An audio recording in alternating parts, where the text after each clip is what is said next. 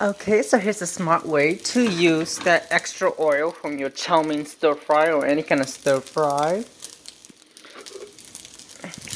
I put rice, or you can use rice noodles, or maybe vegetables of your choice, or meat of your choice.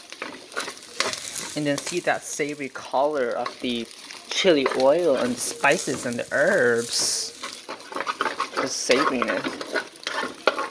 Oh, the rice is sticking, but that's okay. I guess make like, look at those balls. Stir fry rice with this, I guess. Add some sauce so it doesn't stick. Break these balls apart.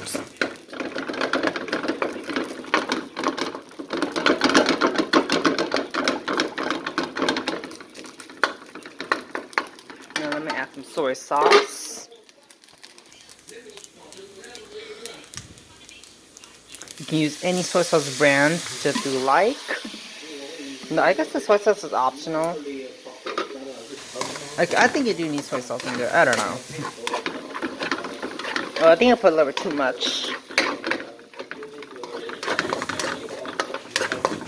But yes, eat this with like cucumbers or bell peppers, fresh ones, because it's too salty. Also with seaweed or sea paper.